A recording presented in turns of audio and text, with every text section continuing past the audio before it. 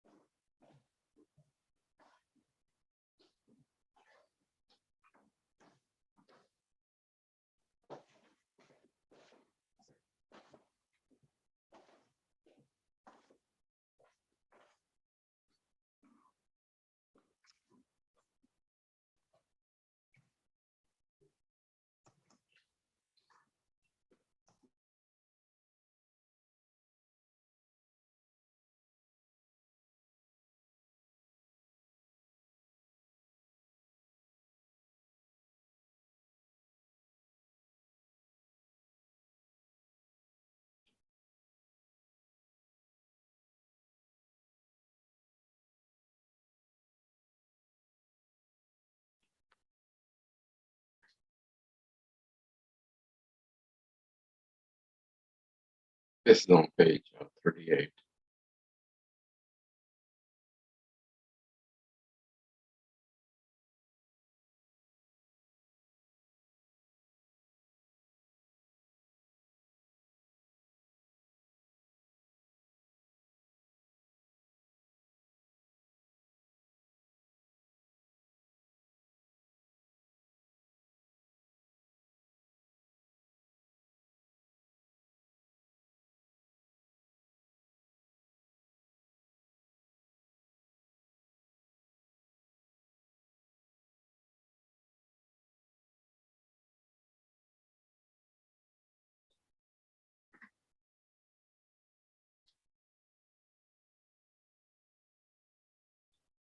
Obviously, I'm not ready. So.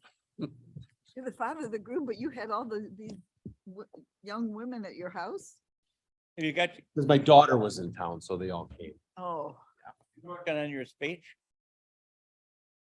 I don't have. You have that You have to have a important speech. role, right? It's About how you like the new son-in-law and how happy it is your daughter raised and all that. Yeah. I don't know. he's got the up position. Yeah, I know. Show up, pay up, shut up. That's it.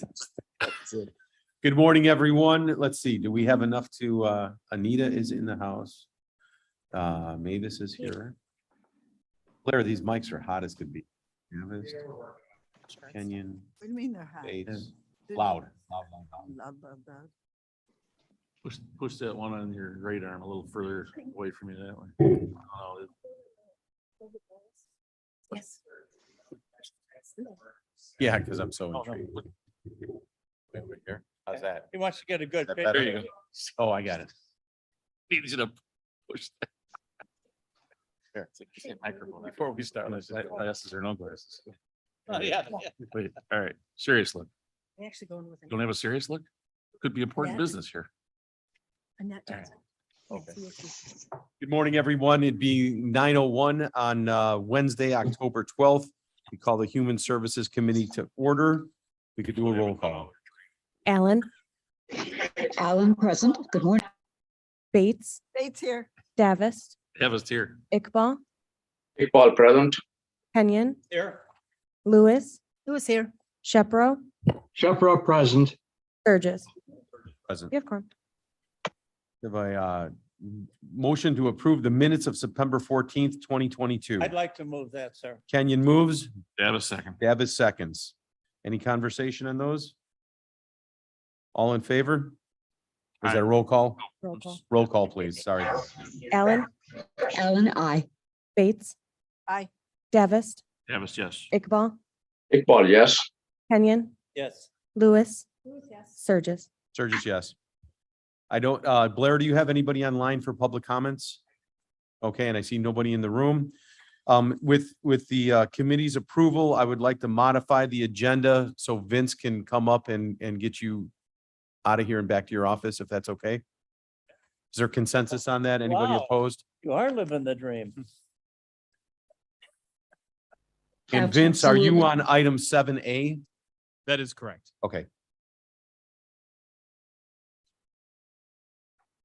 Whenever you're ready, go ahead. So the ordinance amendments that are being proposed are two today, the gift ban and the following exceptions, and as well as the sexual harassment portion is being added. So to start with the gift ban and exceptions, what was amended or changed was to align itself with how the state statute and also how the Attorney General's model ethics ordinances. In our current ordinance, under the exceptions, there's about 26 exceptions. The state statute only allows for 12 exceptions.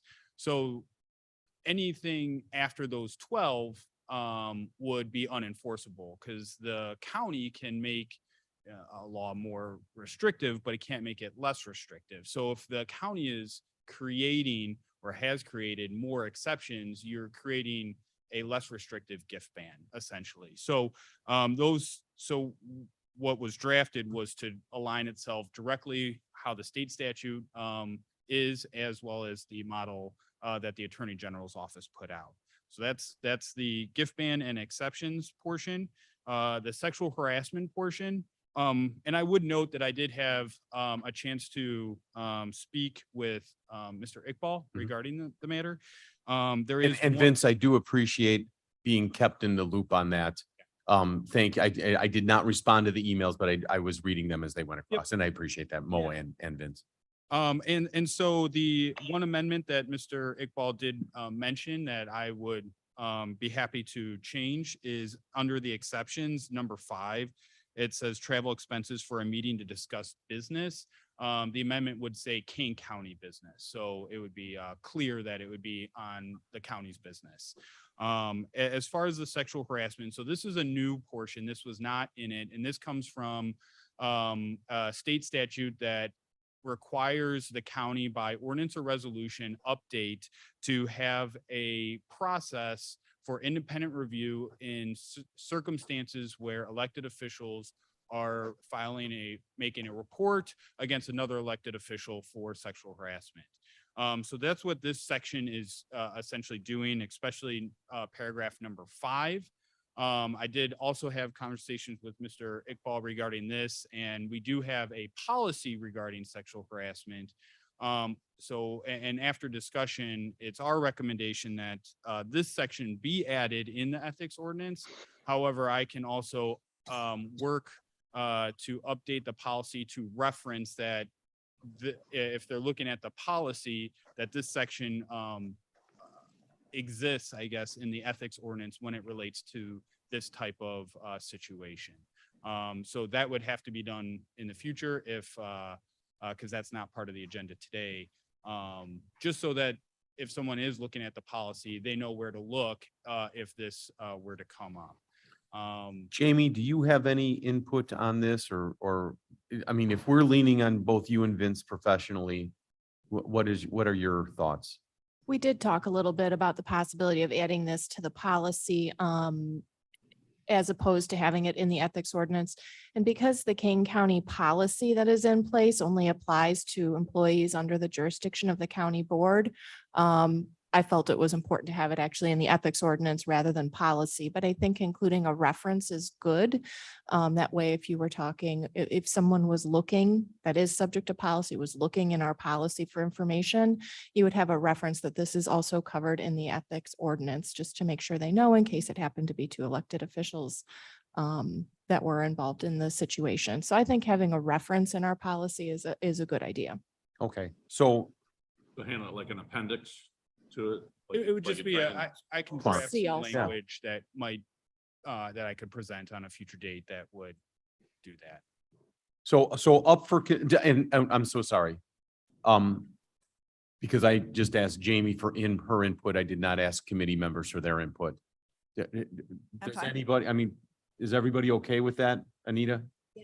Deb, Absolutely. Mo? Oh, definitely, yes. I commend Vince for his hard work. And we did coordinate. We communicated and had a conference call as well. My only question on this draft is the last paragraph number 5, and it's kind of a typo or editorial. The first two sentences don't make sense. So if you could look it up and edit them, that would be great. Mo, read that sentence for us. Which one is it? If I may. The last, the one you are seeing right now, the very last one, number 5, the first sentence is not complete. I say the allegation of sexual harassment made against a county officer by another county officer. It's not a full sentence. It could be a heading for the paragraph, I don't know. And the second one, the same way, it says, in addition to the procedures outlined in the county policy, period. That's not a complete sentence, so I think they need to be broken. I think That that's is Scrivener's error. It's supposed to be a comma, not a period. And the first sentence is just a heading Okay. of the paragraph. So that is something that when I submitted it, it was the draft, not the final version. Grammar and punctuation, please, questions for you. Yeah, later. so I will correct that. Mo, thanks for catching that. One of the, There is one other issue. ahead, I'm though, so I sorry. just want to bring to the attention of the committee.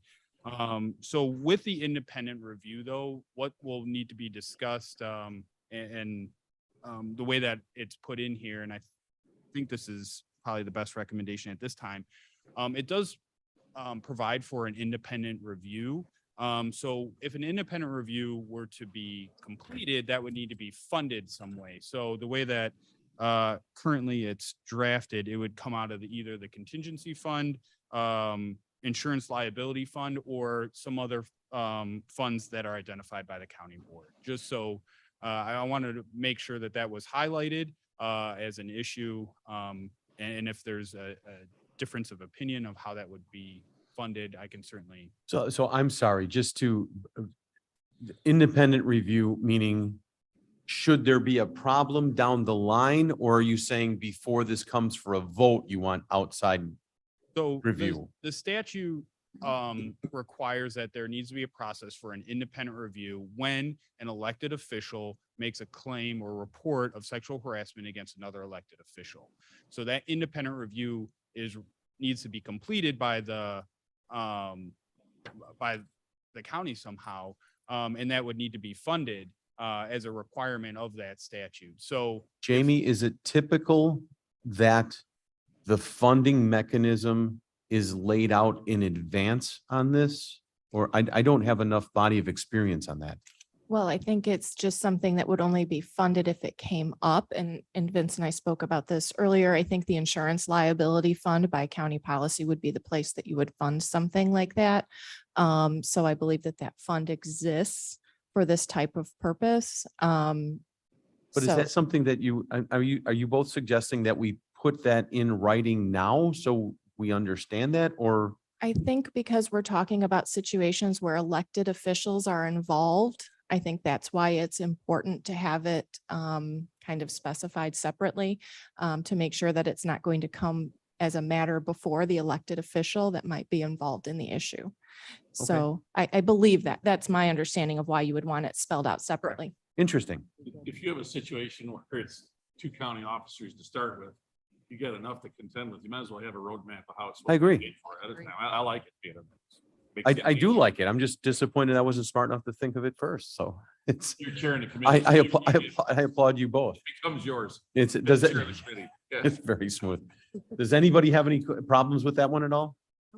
Well caught, well caught. And before we move off of this, and let me just say that this committee continues to work extremely smoothly. And I think that collectively, we're stronger than we are independently. And I thank everybody for their roles and their parts. And, from historian to new guy, to a new state's attorney to a new executive director, I think we've all worked as a collective team to do an outstanding job. So thank you so much. Now, on this resolution under old business, do we take a vote on this portion of this? Yes, this is a resolution that can be voted on, but make sure you do it as amended. We'll fix the Scrivener's error in that paragraph. Correct. And then do you need consensus, Vince, or have we given that for the second for the sexual harassment portion? I think you would vote on it all together, and then it would just go on to the next exec. Both portions are placed on a single resolution that you would need to vote on. Okay. So they're both one item to vote on. All right. So moved by Mr. Kenyon, Seconded by Alan. second by Ellen.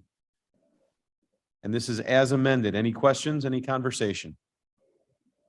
Please take the roll. Alan, Alan, I.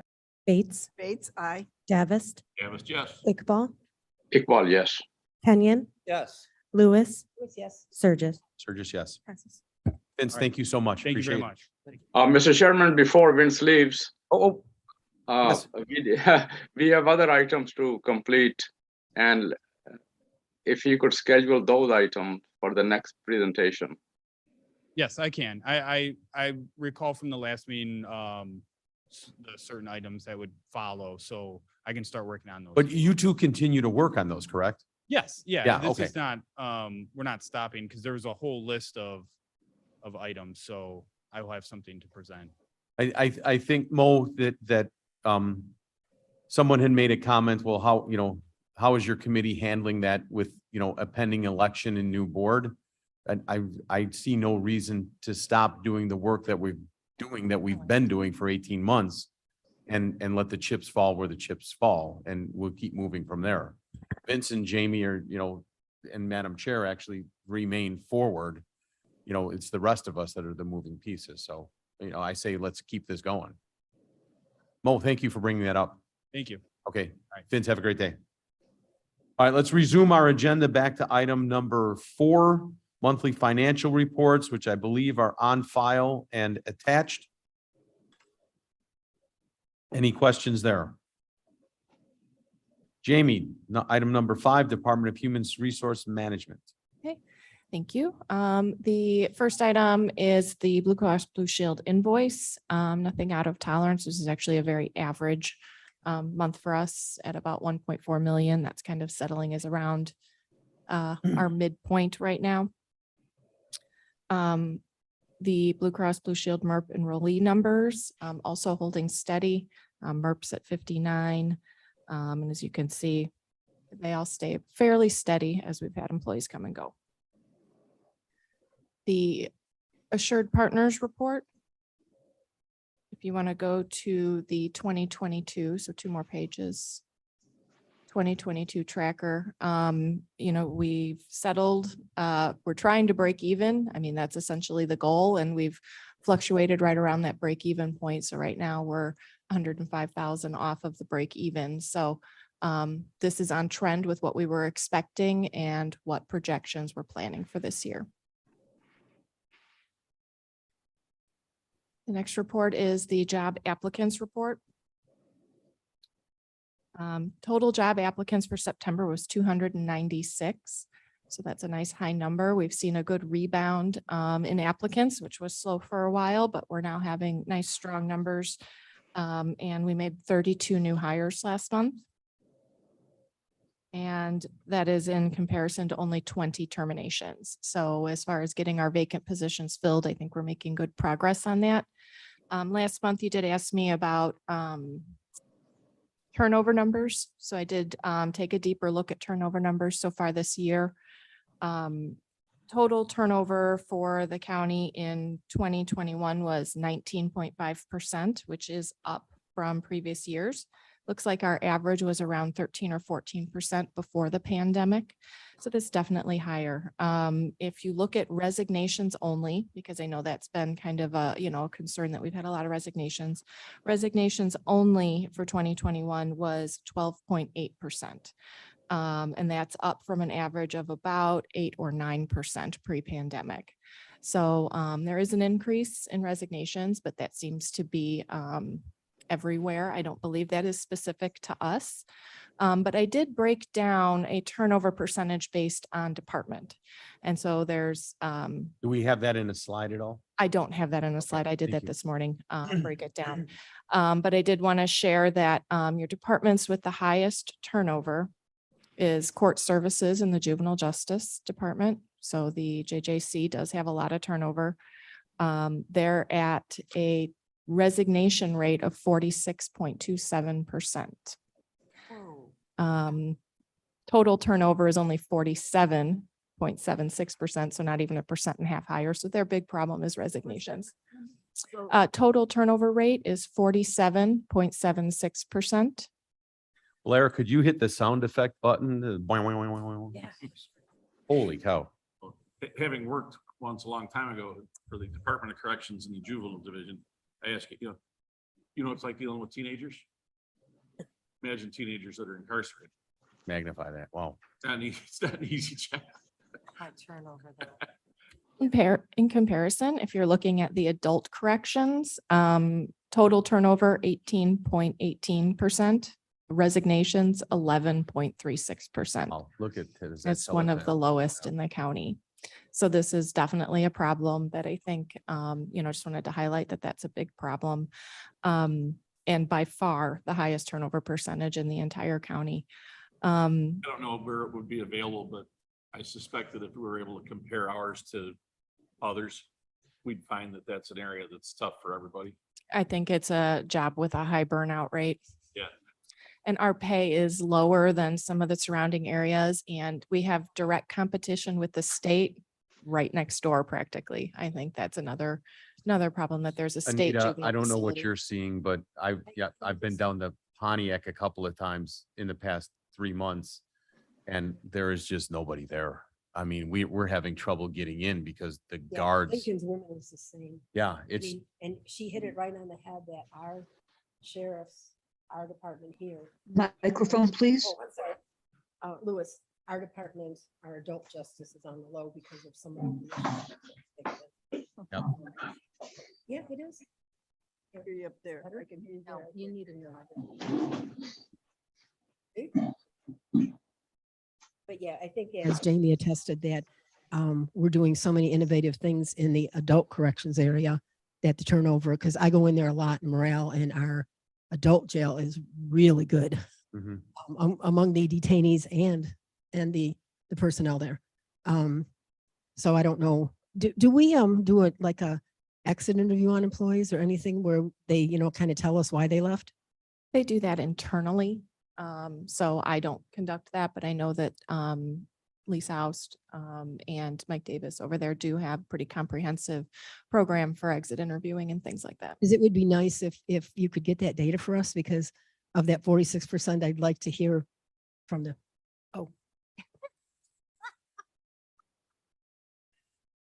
Drew. Okay. I'm sorry, I don't mean to laugh. No, it's okay. I'm gonna have some more coffee and I'll be For better. those of you online, Blair just walked over and actually turned on her microphone. And No, you didn't have to say that. You could say he brought me a new microphone. I'm sorry, on now. Blair brought her a shiny new microphone. Yes, exactly. Sound But guy if was we could- assisting the artist on I was stage. trying to say something important, you guys. So if we could have that breakdown, it would We're be getting in the very weeds. interesting. We're in the Because I'd weeds. like to know if it really is burnout or morale or if it's pay. We can speculate, but it would be nice if they have that data for us. I have had this conversation Yeah. with Lisa Aus, just, as a casual conversation, Yeah. and it is generally pay. Okay. Okay, but could we see that? I mean, could you ask them to do a statistical? Sure, I can for see us? what they have. I would love to see that disparity. If we Yeah, have I the would other- like to see it in a chart. We have form. that disparity right next door. I would love to, I mean, Mhm. because if that's a game we can't win. Right. Wow, that's gonna require some outside the box thinking in my opinion. And if I may, could we just complete a report before we do a deep dive into that? Sorry. So you've got adult JJC and there was somebody else? The second highest would be the state's attorney's office. The state's attorneys, again, similar to the JJC, their turnover rate is almost all resignations. Total turnover is 27.33% and resignations is 25.33%. That may change slightly if we went in and pulled interns out. I know they do utilize interns significantly, and that would be that those go in as a resignation because they don't want to put them in as a termination because they are leaving voluntarily, but they're expected to leave after a certain time period. We would have to go in and pull out the interns, which we didn't do, but So it is high, the next highest. Of the categories, resignation, termination, retirement. So total turnover includes all people that stop working for the county for any reasons. It includes resignations, terminations, retirements, people who are deceased. It includes any end of employment, as opposed to just the resigns where I pulled out specifically just the resignations. Thank you. So it appears, I'm sorry. I Wait, don't is need that to- the end of report? Yes, that was the end of the report. Unless you'd like more information on any of the departments. I mean, I could go down the list, but I think those two were the clearly the Could most Send that out though, significant. and thank you for Sure, I sharing can that- share that flashlight, and then Mavis, and then back to Madam Chair. I believe that, at least in my mind, the importance of this study is to determine if because we feel that our salaries are lower, that we have a higher turnover than the surrounding counties. Did we get that data? Do we have a way to find that data? I mean, common sense would say that if we're paying everybody less, that we would have a greater turnover than DuPage or other counties. I haven't reached out to them for their specific turnover rates. Our total turnover rates are fairly consistent with the surrounding counties. Again, I've just had casual conversations with some of their HR staff. And those are just, casual observations, but I have never requested that's this broken down by department, but I can certainly call we them and find see if that they out? have that. I think that's very important. Jamie, how many other counties, and maybe they all do, and I'm just naive, have a juvenile justice center? Does everybody? I couldn't answer that for you. I don't believe everybody does. I believe ours serves more than just Kane County. Take them from the other counties. We do. Okay. They Mhm. pay us. So truly, this is an isolated, and it's a comparative against the neighboring It's- building. It's comparative against, yes, the state facility is right next door. And I know that's where they lose some people too. There are other facilities in the region, but it's not something that every single county has. Interesting. Madam Chair? Mr.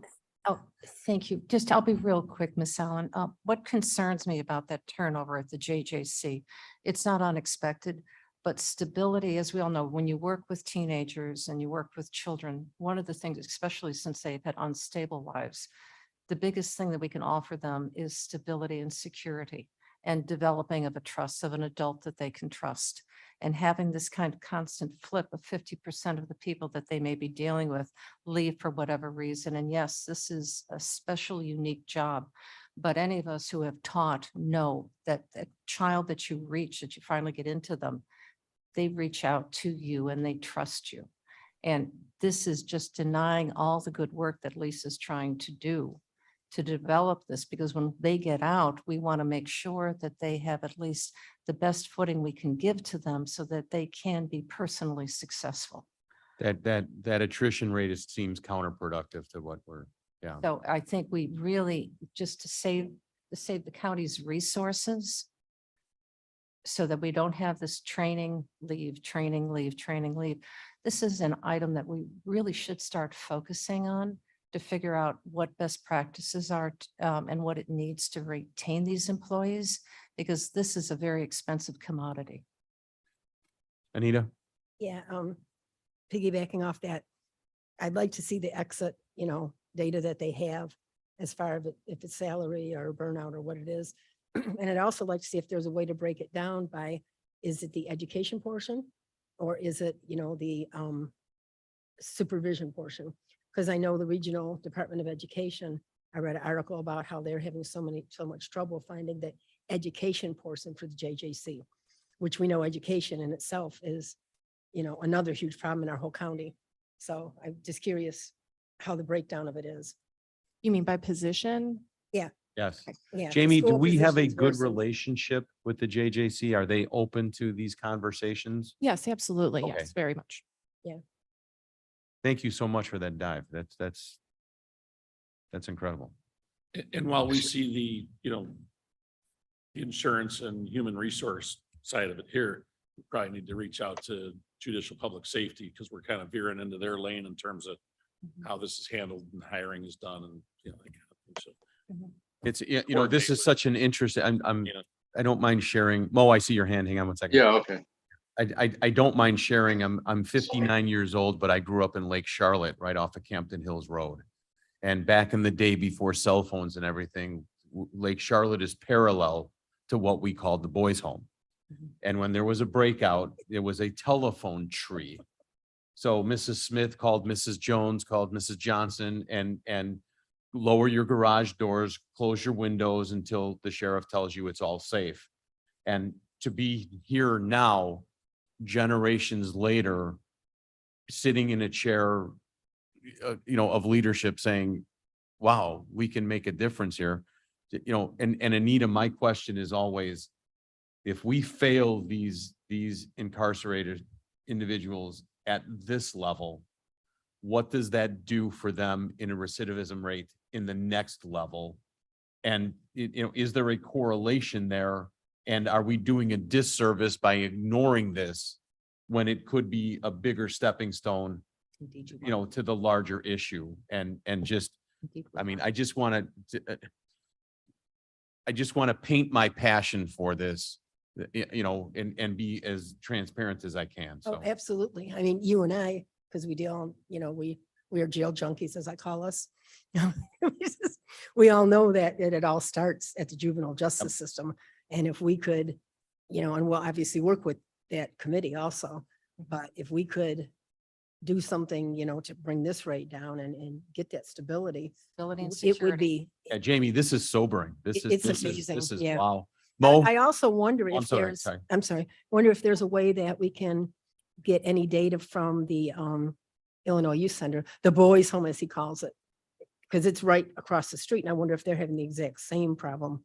I I'm can reach assuming they out are. to Lisa Oust and Mike Davis. They have good relationships with the staff over at IYC, so they may be able to Yeah, get I that. think that would be an interesting too, because they're right across from each other. Love to work on that. Yeah. Mo, you had a question? Yeah, thank you, Mr. Chairman. I have a general question regarding when somebody exits the county and leaves the employment. Is there an exit interview done by a neutral person, not the supervisor? As of right now, there isn't. In many cases, Human Resources does not find out that a person has terminated until they are already gone. So we don't have a mechanism up for that. Recently we had an employee leave and we did reach out to that employee, have an exit interview. So we do it when we have an opportunity. But as I stated, in many cases, we don't get that payroll form until after they have already left. So we don't have a means to reach out to them. Systemically, Mo, I believe the answer is no. That Yeah, we don't have it built in. I suggest we have incorporate a policy where the exiting employee is interviewed by a neutral party like HR, and all the questions about his leaving are answered in a neutral environment. That way we will have the very credible data. Why a person is leaving, is it the pay, is it the boss, is it some other things? I think that would be very valuable, and I request that Let's we look do into it that at a some bit. point. Yep. Yeah. Chef Thank you, Pro Mo. comments. Yes, Ken. I seem to recall that this very issue came up at Judicial Public Safety many months ago. And I thought the answer there is that while there are often attempts to do exit interviews, they are imperfect.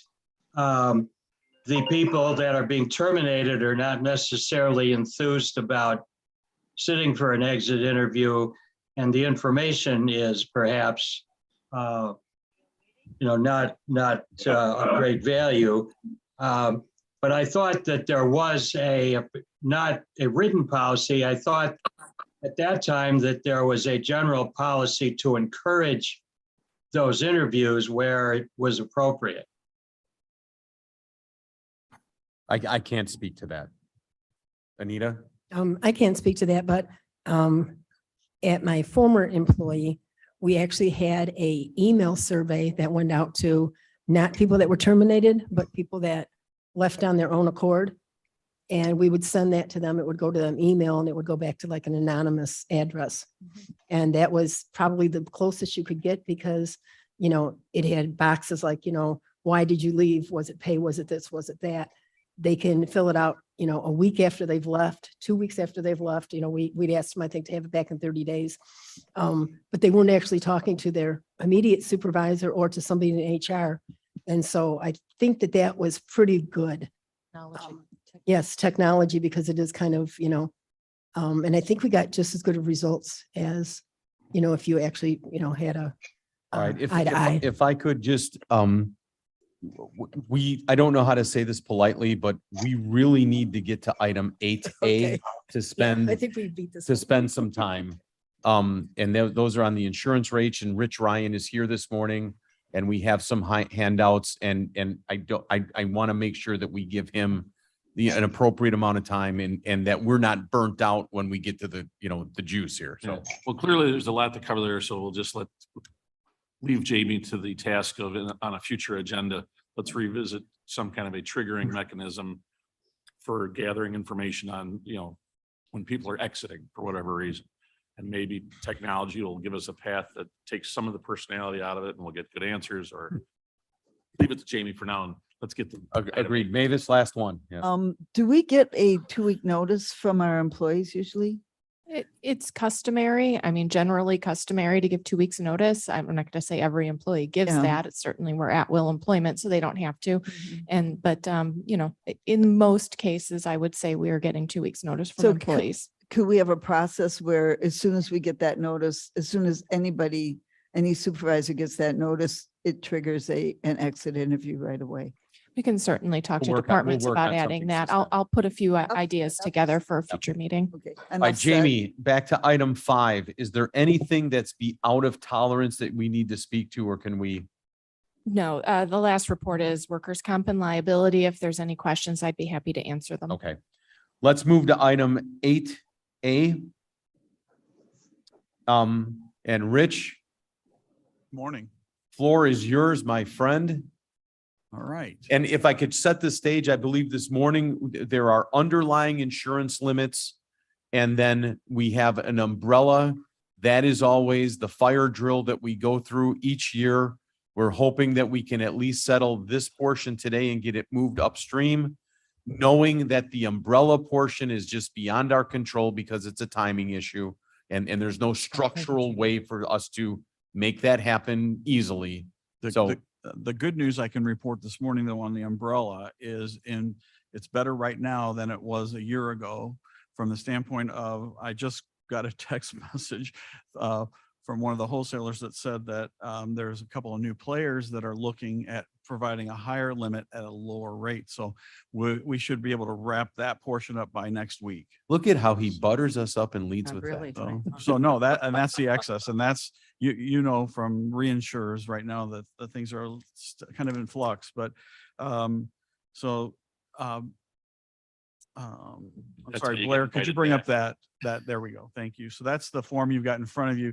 I highlighted in yellow, the areas that we're waiting on, but we actually have 3 of the layers in, but I'm not presenting them today because I know they're going to be improved by either end of week or midweek next week. So, and what we don't want to do from a negotiation standpoint is lock any of those in until we know if we can get a 10 million layer in place of one of the 5 millions at a lower price, then that'll help us on the upper layer. So, so those, without complicating it any further, those should be done by next week, and I can keep Jamie apprised on those and the committee. But at any rate, we should be able to have figures for a resolution by I would think by the end of next week or maybe the start of the So following. Rich, to work backwards, what our renewal date is 12/1, Yes. correct? Mhm. And Madam Chair, we have a committee structure which is supposed to come from here and move upstream. This is one of those leapfrog mechanisms where unfortunately, the committee structure may not lend itself toward this in its entirety.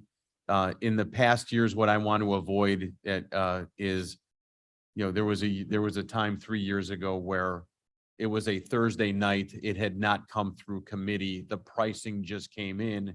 And unfortunately, Thursday was the end of the month and the first was Friday. And we didn't have anybody that could give a signature at that immediate point in time other than myself. And I was not authorized by committee to give that signature. So I'm apologizing up front because this is even worse with an election cycle coming forward. And just as long as we're all windows open, transparent as could be. I'm 13 minutes away. I'm not planning on doing any traveling. There you go. Perfect. Thank you. That's a great answer or response. In contrast to that situation that we had that year, that was when we were in kind of crisis mode because of the reinsurance and also because of the claims that we had that were so fresh. So we're a little bit further away from that, and that's helping. We should be able to have those. I mean, your next committee meeting in November, if it has to go to that, we should have the resolution drafted certainly way before that meeting. Would that be acceptable and would that work? November 7th is our board meeting, and obviously, because of costs, if we have to push this through, I think would be prudent and respected from all board members to, if there's a cost differential and we have to do it quickly, to save Rich, money. our board meeting was yesterday. Gotcha. So it's always the day before this. So we're always almost a month in arrears. Okay, So on November 7th, will be the next. we will be too late to get in front by December 1st. So that's Sure. kind of what we're looking Okay, at. got it, understood. Thank you. So, and we can get the resolution done, just financially now.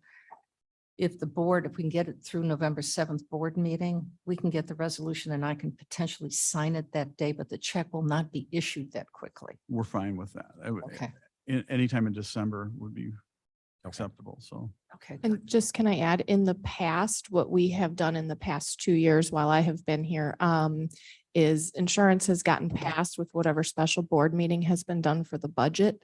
So that's when we have approved insurance rates in the past because Perfect. we've never really had them ready for the November regular meeting.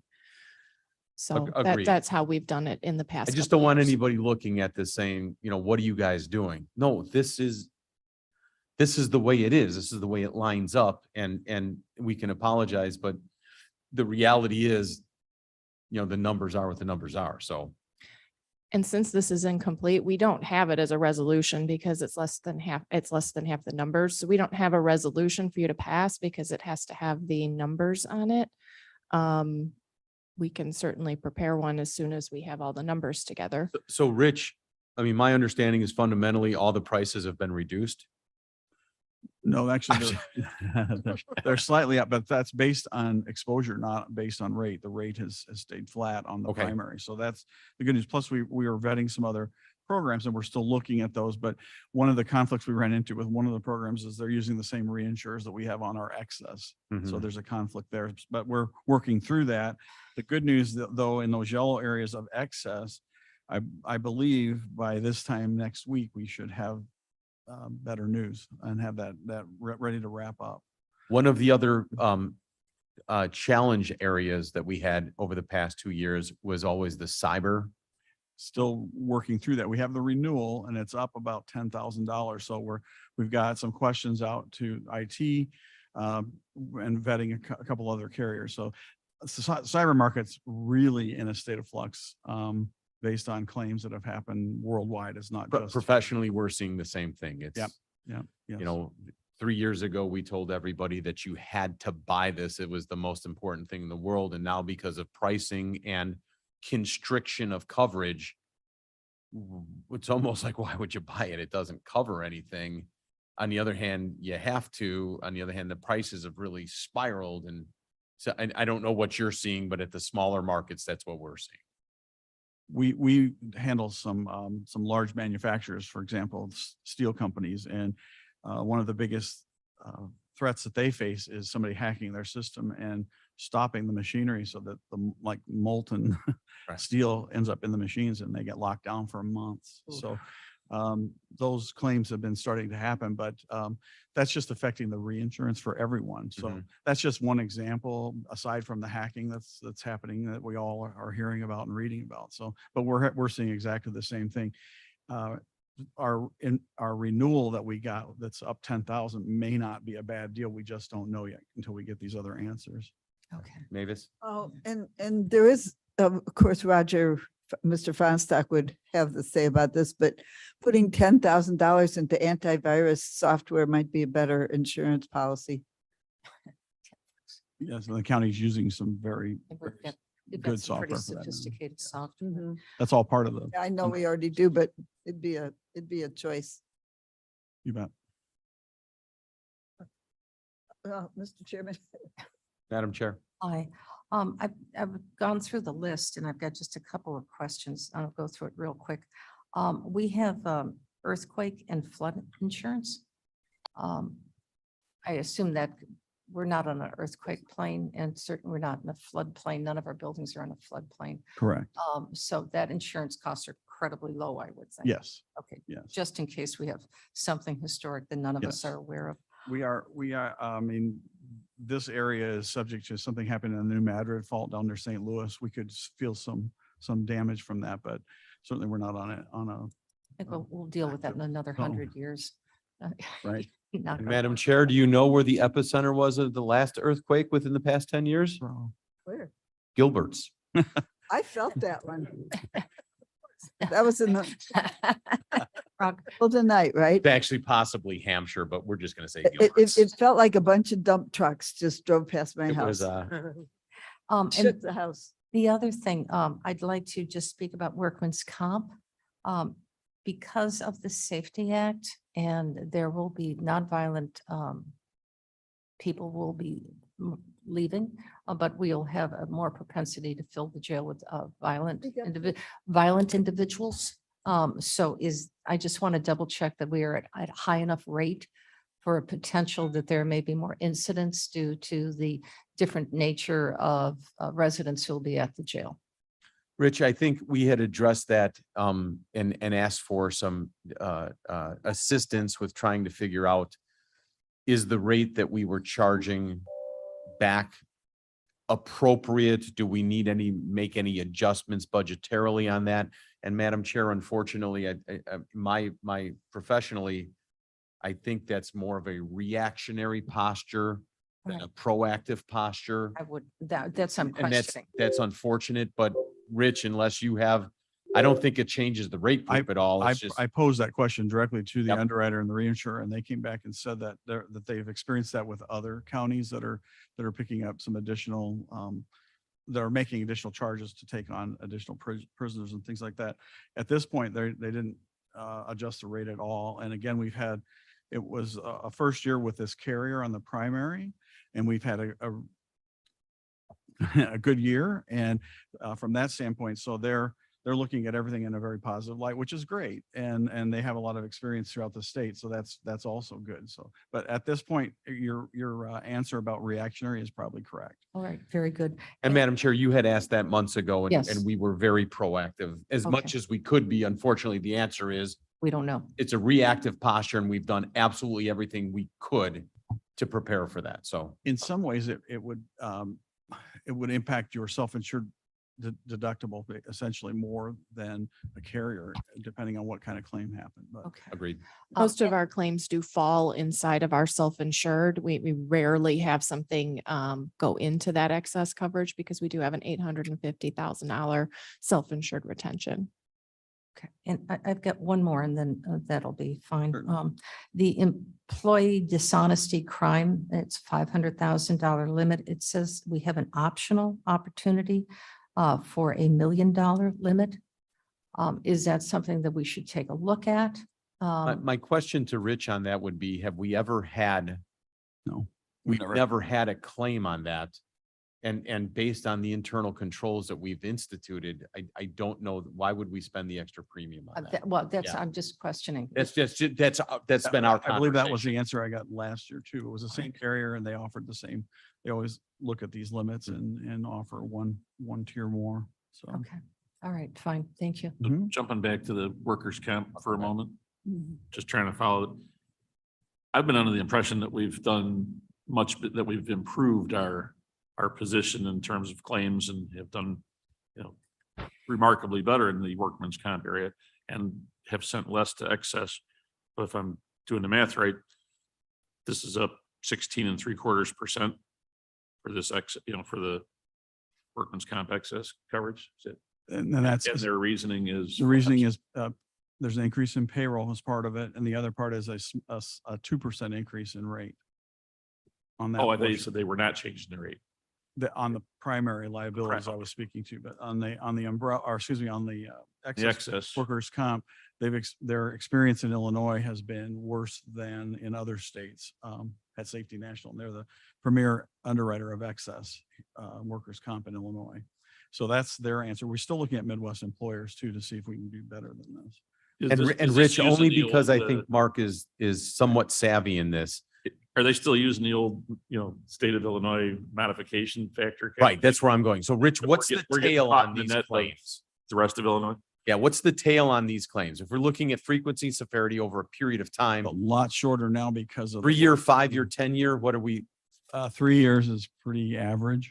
And Jamie, in terms of your review, 10 you years had a is- slide in here that we didn't review, but we have stepped down dramatically over the 3 years. Yet, Mark, I That's what agree, we have not seen that rate increase because we might not be past the 5-year window. Correct. Is that? That's part of it. And Part we're of in it's she's Illinois. closing out those old claims. We It's have really been. more within your retention than it is for the carrier. So.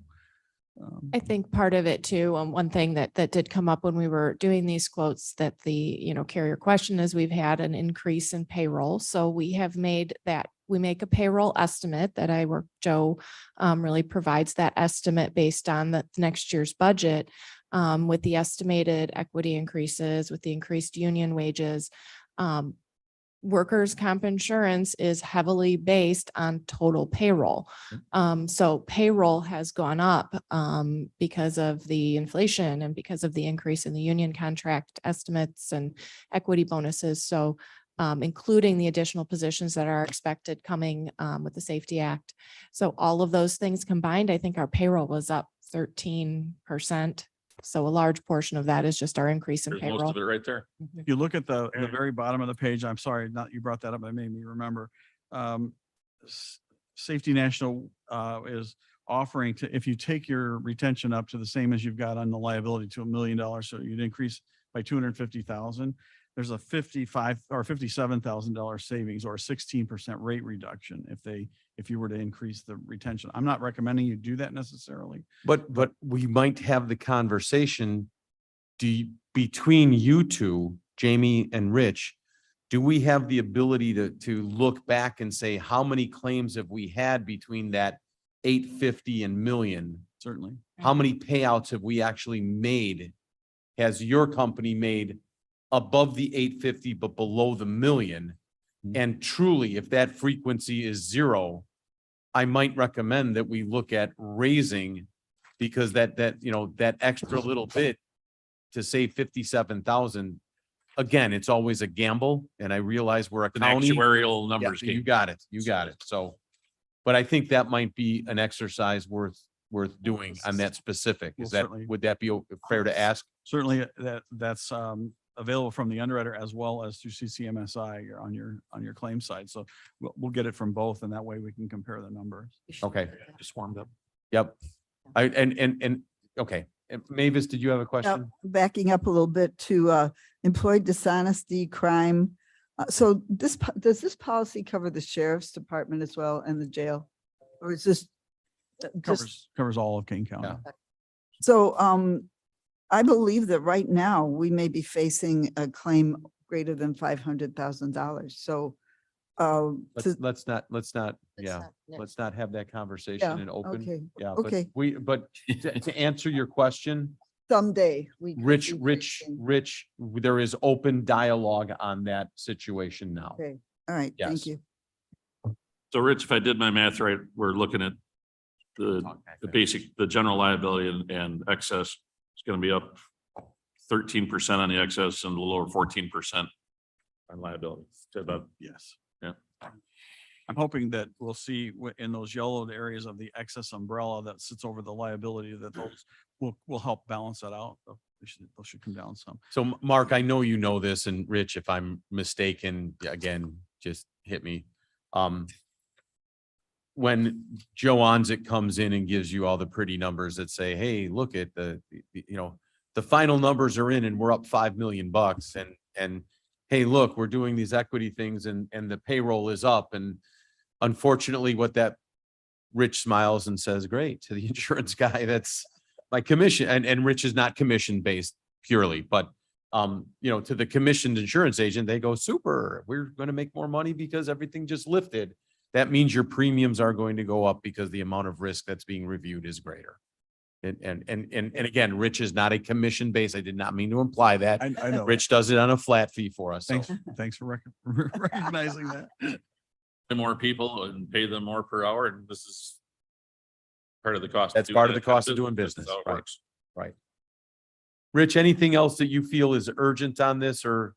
No, I'm just to let you know, on the property side, we're waiting for the incumbent number from Chubb, but there's new underwriters involved. The same problem that you were talking about with your other attrition and turnover, it's happening throughout our industry as well.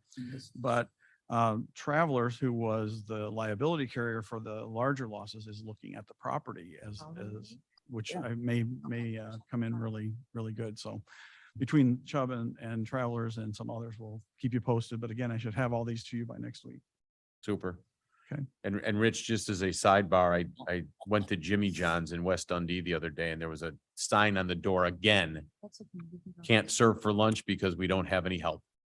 And my understanding is, as of this Monday, the sign on the door says closed. So this continues to affect every aspect of the world right now that we live in and go. So Thank you. I can't say thank you enough for taking time to come here. I know this is always just a crunch at the end, and we appreciate your professionalism and always having our back. So Again, I think it will continue to improve, and we should be able to report these numbers in September in the future. So we'll just keep after them to do that. dynamite. Okay. Any other questions that we might have? Thanks, Rich. Thank you. Madam Chair, you move forward. Was that a question coming forward? Oh, no, that was another comment, separate sideline conversation. Mike's, Got my it. Thank you. apologies. But Okay. well done. Thank you. Thank you for coming out. We truly appreciate it. Okay, Jamie, we have a resolution approving the Kane County per diem meal rate for calendar year 2023. Would you like to speak to that quickly? I can answer questions if you have any. This is just a housekeeping. We do this annually. The auditor makes those recommendations. Her memo is attached. So we were just following her recommendation. I would move that, and I'd like to know what the rate is. It's no change from last year. What? No change from last year. Get out of here. Where are they? 64 What rock bucks. are they under? Huh? To the motion. They have a second. Like to speak while we're in discussion? $14 for I do. breakfast. I can eat breakfast. for Right up out of her seat, so I'm assuming that's affirmative. Well, no, so with the per diem rates for this year, what we typically do in presenting the rates to the board is go off the DuPage County rates. So they didn't change their rates, so we're not recommending a change for our rates either. Thank you so much. Appreciate it. We have a first and a second. Roll call, please. Animals across the country. Allen? Allen, I. Bates, Bates, I. Davis, Davis, yes. Iqbal, Iqbal, yes. Kenyon, Yes. Lewis, Lewis, yes. Surges. Burgess, yes. Lunch for $16 anymore. The motion to replace reports on file, please. Allen moves. Alan seconds. Alan do it. That's Alan moves, Kenyon seconds. Sorry. Any conversation, discussion? Please call the vote. Allen, Allen, I. Bates, Bates, yes. Davis, Davis, yes. Iqbal, Iqbal, yes. Kenyon, Yes. Lewis, Lewis, yes. Surges. Burgess, yes. Passes. Is there any need for executive session? Dynamite. I'd like to move we adjourn and note that you made the cutoff. Just a little under an hour. Kenyon, you are a prince. Davis seconds. All in favor? Aye.